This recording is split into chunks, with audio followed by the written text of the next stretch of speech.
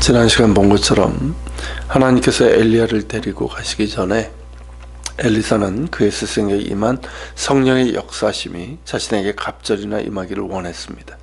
그에 대한 응답으로 엘리사는 하나님께서 보내신 불수레와 불말을 볼 수 있었고, 회오리 바람으로 그의 스승을 올리시는 모습까지 볼 수 있었습니다. 하나님께서 그를 엘리야의 사역을 이어갈 후계자로 삼으셨음을 보여주는 증거였습니다. 그러나 엘리사로서는 아직 알 수 없는 상황이었습니다. 그저 스승이 떠난 자리에서 슬픈 마음에 자신의 옷을 잡아 둘로 찢고 있을 때였습니다. 그의 앞에는 스승의 겉옷이 놓여 있었습니다. 그 옷을 취한 엘리사는 요단강으로 가서 엘리야의 하나님 여호와는 어디 계시나이까? 라고 묻습니다. 이는 엘리야와 함께 하신 하나님이 나와도 함께 하시기를 구하는 간구입니다. 그리고는 그 겉옷으로 강물을 치자 엘리야가 행했던 것 같은 기적이 나타났습니다. 그가 구한 대로 이루어진 것이죠. 그러나 중요한 것은 엘리야의 겉옷의 능력이 있는 것이 아니라 겉옷을 통해서 역사하시는 하나님의 능력입니다. 즉 마치 부적이나 요술 방망이 같은 것이 아니라는 뜻입니다. 모세의 지팡이가 그 전까지는 양떼를 치던 목자의 지팡이에 불과했지만 하나님께서 그를 택하시고 사용하실 때의 능력이 나타났던 것과 같습니다. 지팡이든 겉옷이든 그것이 도구일 뿐 능력은 오직 하나님에게서 나오는 것입니다. 겉옷이 아니어도 하나님께서 뜻하시면 놀라운 기적이 나타나는 것이죠.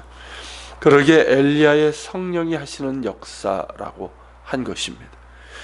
이제 엘리사는 그의 위대한 스승 엘리야의 사역을 이어갈 후계자임이 입증되었습니다.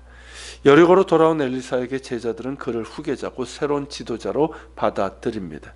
그런데 이들은 하나님의 성령이 엘리야를 데리고 가시다가 혹시라도 어느 산에나 어느 골짜기에 던지셨을지 모르니 우리 중에 용감한 사람 50명을 보내서 찾게 해달라고 요청합니다. 하나님께서 엘리야를 데려가신 것이 확실한 것을 알고 있는 엘리사는 이를 거절하지만 거듭된 강청으로 인해서 50명을 보냈고 그들이 사흘 동안 찾았지만 발견하지 못했습니다. 이것을 보면 제자들은 하나님의 역사심에 대해 온전히 이해하지 못했던 것 같습니다. 하나님께서는 그 택하시고 충성된 종을 귀하게 여기시고 은혜의 장중에 붙드시는 하나님이십니다.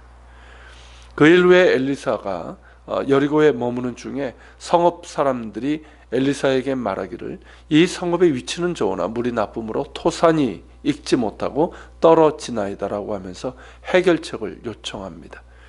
엘리사에게 임하신 성령의 역사를 그들도 알고 있는 것이죠.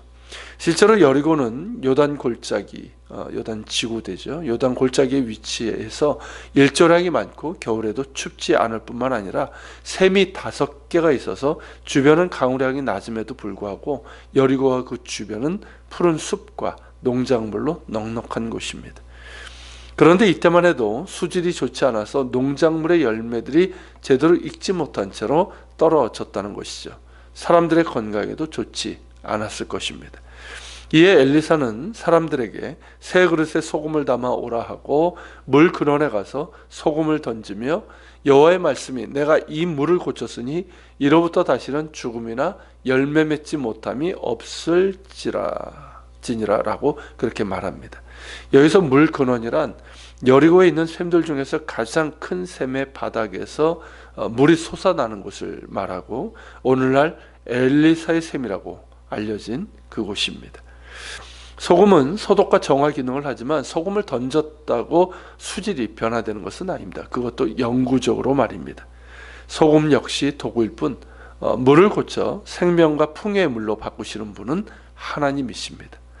하나님은 여리고의 물뿐만 아니라 우리의 죽음과 열매 맺지 못함을 치유하시고 구원하사 생명과 열매를 맺게 하시는 분이십니다. 예수님께서 말씀하시기를 나를 믿는 자는 성경의 이름과 같이 그 배에서 생수의 강이 흘러나오리라고 하셨고 나는 포도나무여 너희는 가지라 그가 내 안에 내가 그 안에 거하면 사람이 열매를 많이 맺나니 나를 떠나서는 너희가 아무것도 할 수 없음이라고 하셨습니다. 예수 그리스도를 믿고 순종하는 가운데 주님과 동행하는 자에게는 늘 생수의 강이 흘러나오며 열매를 많이 맺어 하나님께 영광을 돌리게 되는 줄로 믿습니다. 이 일 후에 엘리사는 여리고를 떠나 베델로 올라갔습니다. 갈멜산으로 가기 위해서죠. 여리고에서 베델까지의 길은 19km 정도의 거리지만 이 중앙 산지로 올라가는 길이기 때문에 높이만 1000여 미터에 달합니다. 여리고는 해발보다 낮은 지역이고 베델은 산지에 있기에 그러합니다. 그런 길을 올라가는 것은 힘들 뿐만 아니라 시간도 많이 걸립니다. 그 길을 올라가는 도중에 길에서 작은 아이들이 성읍에서 나와 그를 조롱하며 이르기를 대머리에 올라가라 대머리에 올라가라 라고 하는 일이 발생했습니다. 그러자 엘리사가 그들을 보며 여호와의 이름으로 저주하며 곧 수풀에서 암곰 둘이 나와서 아이들 중에 42명을 찢었더라고 했습니다. 이 모습에 적지 않게 당황하거나 의아해하는 이들이 많습니다. 대머리라고 놀렸다고 선지자가 하나님의 이름으로 저주를 하고 그러자 곰 2마리가 나와서 42명이나 되는 아이들을 죽였다는 것이기 때문입니다. 그러나 히브리어 원문을 보면 그렇게 단순한 조롱이 아닙니다. 일단 대머리라고 부르는 것은 단순히 탈모가 있는 사람을 말하는 것이 아니라 어떤 질병으로 머리털이 빠진 경우를 말합니다. 나병이나 악성 피부병으로 인해 그런 경우가 많은데 율법은 이를 부정한 경우로 보고 치유를 받아 정결하게 할 것을 명하고 있습니다. 즉 선지자를 부정한 자로 조롱하고 있는 것이고 저주의 조롱인 것입니다. 혹은 학자들의 경우는 이를 당시 선지자들이 나시린처럼 삭도를 머리에 대지 않았거나 아니면 머리의 일부분을 밀었을 가능성이 있다고 보는데 그럴 경우 엘리사의 신체적인 특징을 가지고 조롱하거나 선지자 직임 자체를 조롱한 것으로 볼 수도 있습니다. 그리고 올라가라고 한 것은 이미 엘리야가 하나님의 능력에 의해서 올라갔음이 알려진 상황에서 너도 올라가라, 즉 너도 꺼져라는 뜻으로 볼 수 있습니다. 이 모든 경우가 한결같이 적대적이고 악의적이고 배타적인 조롱이라는 것입니다. 이런 조롱을 어린아이들이 할 수 있을까요? 아이들이 악하다 해도 이 정도까지는 아닐 것입니다. 실제로 히브리어 원문으로 보면 우리 성경에는 작은 아이들이라고 했지만 30세 미만의 젊은이들을 얘기하는 용어입니다. 그리고 이들이 성읍에서 나왔다고 했는데 이는 이들이 의도적으로 성읍에서 나와 엘리사를 대적하고 조롱하며 저주했다는 것을 뜻합니다. 이들 중에 곰들에 의해서 죽은 수가 42명이었다고 했는데 이보다 더 많은 사람들이 무리를 지어서 엘리사를 대적했다는 것이죠. 이것은 하나님 신앙을 거부하고 우상 숭배와 악을 행하는 불량한 이들이라는 것을 알 수가 있습니다.